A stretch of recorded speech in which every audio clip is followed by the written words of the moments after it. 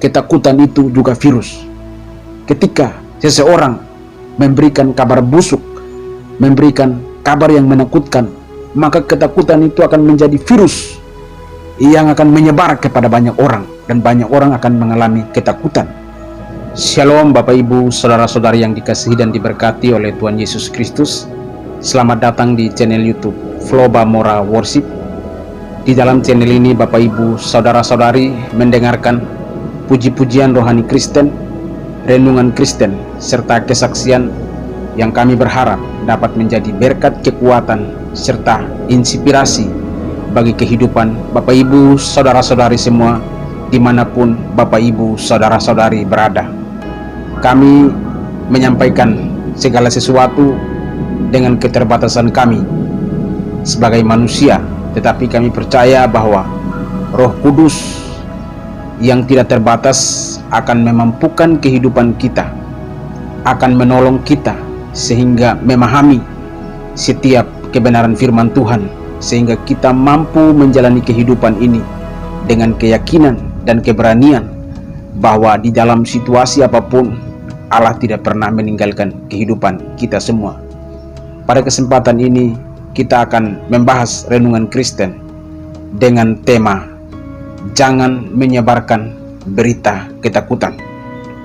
Sekali lagi, jangan menyebarkan berita ketakutan. Di dalam kitab Bilangan pasalnya yang ke-13.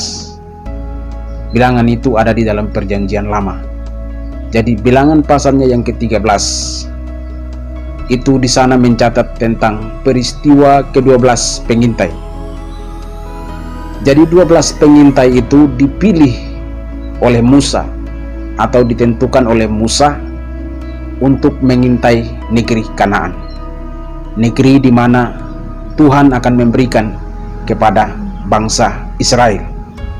Jadi Musa memilih satu persatu di antara ke-12 suku Israel untuk pergi mengintai tanah Kanaan, atau bahasa kerennya pergi untuk meneliti bagaimana keadaan bangsa itu, bagaimana kondisi Kanaan, bagaimana orang-orang yang ada di Kanaan, apakah orang-orang itu tinggi perawakan, apakah orang-orang itu kuat, apakah orang-orang itu tidak mampu untuk dilawan. Nah, Musa memilih ke-12 orang di antara ke-12 suku untuk pergi mengintai negeri itu atau pergi meneliti negeri itu selama kurang lebih 40 hari. Mereka mengintai negeri Kanaan dan mereka harus membawa berita kepada Musa dan Harun. Dan ke-12 pengintai yang pergi mengintai negeri Kanaan, di dalamnya ada Yosua dan Kaleb. Lalu Musa memilih, menentukan 12 orang pergi mengintai negeri itu, dan mereka lalu pergi untuk mengintai negeri itu. Mereka pergi untuk meneliti keadaan negeri itu, dan memang mereka melakukan. Dengan bukti mereka mengintai negeri itu, mereka membawa beberapa hasil buah-buahan di negeri Kanaan untuk menunjukkan kepada Musa bahwa mereka benar-benar pergi mengintai negeri itu. Tetapi Bapak Ibu, saudara-saudari yang dikasihi dan diberkati oleh Tuhan Yesus Kristus, setelah melewati 40 hari mereka mengintai negeri itu, lalu mereka kembali kepada Musa dan Harun untuk memberitakan kepada Musa dan Harun hasil penelitian atau hasil pengintaian yang dilakukan oleh ke-12 orang itu. Mereka kembali dan melaporkan kepada Musa dan Harun. 10 di antaranya membawa berita yang menakutkan. 10 di antaranya menyebarkan berita yang menakutkan. Ketika mereka kembali kepada Musa dan Harun, mereka berkata, "Musa, kami sudah masuk ke negeri itu. Memang negeri itu benar-benar negeri yang penuh dengan susu dan madu. Tetapi kita tidak mungkin masuk ke dalam negeri itu, karena negeri itu orang-orangnya besar, orang-orangnya tinggi perawakan. Jadi kita tidak mungkin masuk ke negeri itu. Jadi pertama, mereka menyampaikan berita kepada Musa. Jadi ada 12 orang itu, 10 diantaranya memberikan kabar kepada Musa. Yang pertama bahwa kita tidak mungkin memasuki negeri Kanaan, karena negeri itu sangat kuat, karena negeri itu orang-orangnya tinggi perawakan, dan kita tidak bisa memasuki negeri itu. Itu berita pertama yang mereka sebarkan kepada Musa dan Harun, dan segenap bangsa Israel yang ada di situ juga mendengarkan berita itu. Lalu yang kedua, mereka berkata kepada Musa dan Harun dan segenap bangsa Israel bahwa kami telah masuk ke negeri itu, tetapi kami melihat diri kami seperti belalang.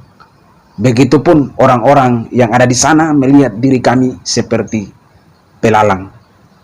Ketika kita melihat dua pernyataan ini, pernyataan yang sangat melemahkan, khususnya begitu banyak orang bangsa Israel yang kumpul bersama-sama dengan Musa juga mendengarkan berita itu, bahwa mereka tidak mungkin memasuki negeri itu, dan keadaan mereka seperti belalang. Orang-orang yang pergi mengintai negeri itu memposisikan diri mereka bahwa mereka seperti belalang. Apa yang terjadi, Bapak Ibu, saudara-saudara yang dikasihi dan diberkati oleh Tuhan Yesus Kristus? Segenap bangsa Israel itu, mereka meratap dan protes kepada Musa. Musa, engkau membawa kami keluar dari Mesir untuk membinasakan kami di sini. Tetapi yang luar biasanya, Bapak Ibu, saudara-saudari yang dikasihi dan diberkati oleh Tuhan Yesus Kristus, Yosua dan Kaleb mencoba menenteramkan hati bangsa itu. Mereka berkata bahwa tidak, kita pasti bisa, kita pasti akan mengalahkan setiap musuh-musuh, dan Tuhan pasti akan memberikan negeri Kanaan kepada kita.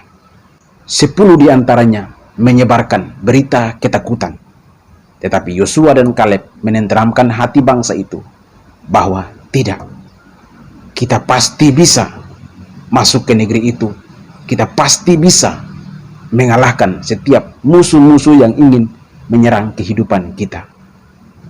Bapak Ibu, saudara-saudari yang dikasihi dan diberkati oleh Tuhan Yesus Kristus, di tengah situasi yang sukar dan sulit, apalagi kondisi sekarang ini, banyak orang mengalami ketakutan karena berita-berita yang tersebar tentang keadaan dunia, khususnya tentang virus corona. Banyak orang suka menyebarkan berita ketakutan, berita yang membuat orang menjadi takut. Oleh karena itu, jangan sampai kita terus menyebarkan berita ketakutan, berita yang membuat orang bimbang.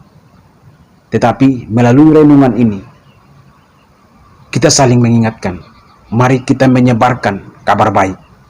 Kita menyebarkan berita yang saling menguatkan, saling membangun. Berita yang memberikan kekuatan bahwa di tengah-tengah situasi apapun, Allah berdaulat atas kehidupan kita. Dan Allah tidak akan pernah membiarkan kehidupan kita. Jangan sampai kita menjadikan diri kita sebagai agen iblis yang suka menyebarkan berita-berita ketakutan, yang suka menyebarkan berita-berita yang tidak benar, yang membuat banyak orang menjadi bimbang, banyak orang menjadi ragu. Jangan menjadikan diri kita sebagai agen iblis yang menyebarkan berita ketakutan, karena ketakutan itu datangnya dari iblis. Tetapi jadikan diri kita sebagai alat di tangan Tuhan untuk menyebarkan kebenaran firman Tuhan, untuk menyebarkan kabar baik. Bapak Ibu, saudara-saudari, ketakutan itu juga virus. Ketika seseorang memberikan kabar busuk, memberikan kabar yang menakutkan, maka ketakutan itu akan menjadi virus yang akan menyebar kepada banyak orang, dan banyak orang akan mengalami ketakutan. Tetapi Mari kita menyebarkan kebenaran yang membuat banyak orang menjadi kuat untuk menjalani kehidupan ini dengan keyakinan dan kepastian bahwa Allah tidak pernah membiarkan kehidupan kita, bahwa bersama Tuhan kita mampu melakukan segala perkara, tentunya dengan kekuatan dan pertolongan yang Tuhan berikan di dalam kehidupan kita.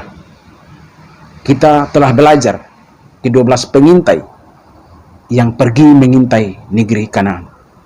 10 diantaranya kembali dan menyampaikan kabar yang menakutkan dan menyebarkan berita yang menakutkan, berita yang membuat bangsa Israel meratap protes kepada Musa, berita yang membuat banyak orang menjadi takut.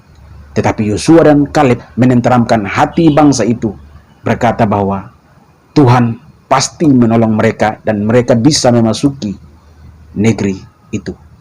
Bapak Ibu, saudara-saudari yang dikasihi dan diberkati oleh Tuhan Yesus Kristus, melalui renungan ini, mari kita belajar. Mari kita menjadikan diri kita sebagai penyebar kebenaran, penyebar berita yang menguatkan, bukan sebaliknya menyebarkan berita yang menakutkan. Kiranya renungan ini menjadi berkat dan kekuatan bagi kehidupan kita semua di tengah-tengah keadaan yang tidak pasti, di tengah-tengah keadaan yang menakutkan. Mari kita memberitakan kabar baik. Mari kita menyebarkan berita yang menguatkan sesama kita, bukan berita yang menakutkan orang-orang di sekeliling kita. Tuhan memberkati kita semua. Sampai jumpa di renungan kita berikutnya. Shalom.